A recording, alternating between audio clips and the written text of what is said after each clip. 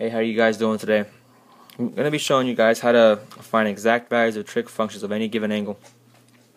This method does require the use of a calculator, and so it may or may not be allowable in your trig class, but this is an easy way to do your homework or to find exact values, aka a ratio of a given angle. I'm going to go ahead and start out with showing you guys the unit circle. As you guys can see, the unit circle consists of a whole bunch of ratios of each angle. Now, if you guys can realize that there's only 3 variations of ratios on this unit circle, which are as follows: 1/2, square root of 2/2, and square root of 3/2. Each ratio is just a plus or minus variation of these 3 ratios, and you can go ahead and verify that if you take a quick scroll through it. Oh, I'm sorry, and also at the polar points of the unit circle, which are going to be 1 and 0. Right here, right here, and right here. Right here, right here, right here, and right here. Alright. Now, an easy way to find this using your calculator is basically finding the decimal equivalent of these ratios. So what does that mean? It's as follows. We'll use the first one. 1 divided by 2 is 0.5. That's the first decimal equivalent of that ratio. Square root of 2 divided by 2 is 0.70. And lastly, square root of 3 divided by 2 is 0.86. Now, the only thing you really have to remember with this method are these 3 decimals. You have to remember that if you ever get a value on your calculator of 0.86, that means that the ratio or the exact value for that angle is square root of 3/2. If you get a decimal of 0.70, square root of 2/2 is that ratio for that angle, and so on. 1/2 is 0.5. Now that may sound kind of confusing, but so let me go ahead and show you an example. Say you're asked to find the exact value of cosine of 60 degrees. That's fine. Your next step would be to get your calculator, find the cosine of 60 degrees. 60 cosine, which is 0.5.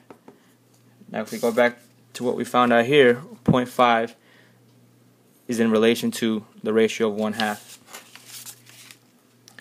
So the exact value of cosine of 60 degrees is 1/2. And you can go back to your unit circle to verify that.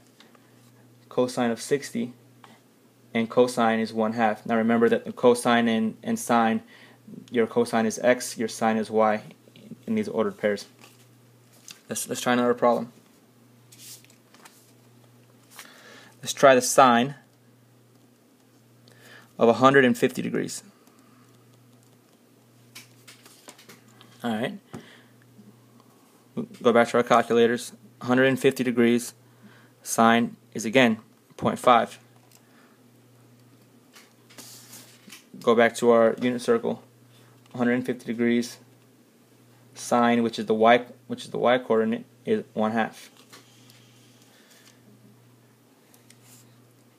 Now let's get past and let's try a different one. This time in radian mode, or in radian form. I'm sorry.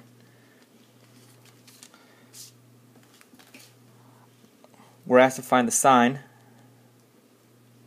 of 5 pi over 6. Your first step would be to convert radian mode, or this radian angle, into degrees. That's easily done by multiplying by 180 over pi, or essentially 5 times 180 divided by 6 will give you 150 degrees, which we just found that out. So it's 1/2. Let's try one last one with sine and cosine. Let's find the cosine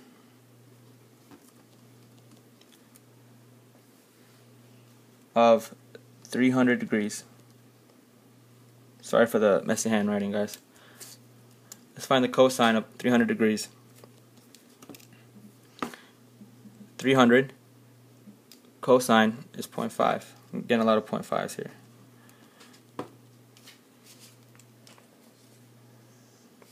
Let me go ahead and find one that's not a half. Here we have 5.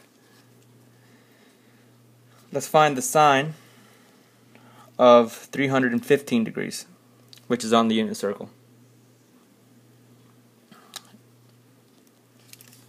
Go back to your calculator. 315 degrees, your sine function is negative 0.70. So from this, you know that 0.70 is relative to square root of 2 over 2. Excuse me. But since it has a negative sign in front of it, you know that it's going to be a negative square root of 2 over 2.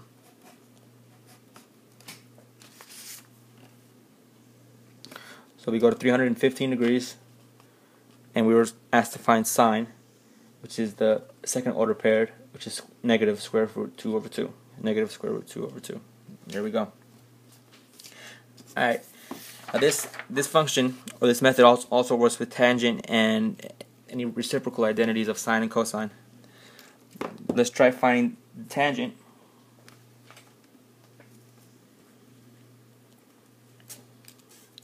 of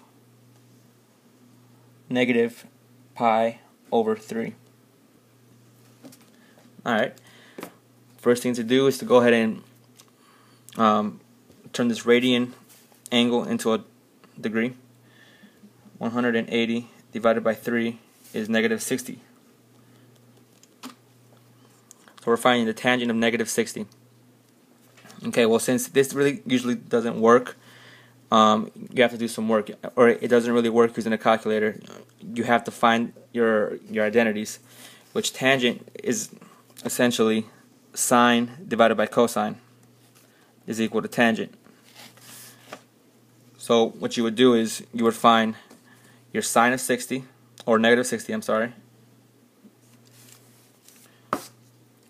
which is what? There we go. Negative 0.86, which is relative to negative square root of 3 over 2, divided by your cosine of negative 60, your cosine of 1/2.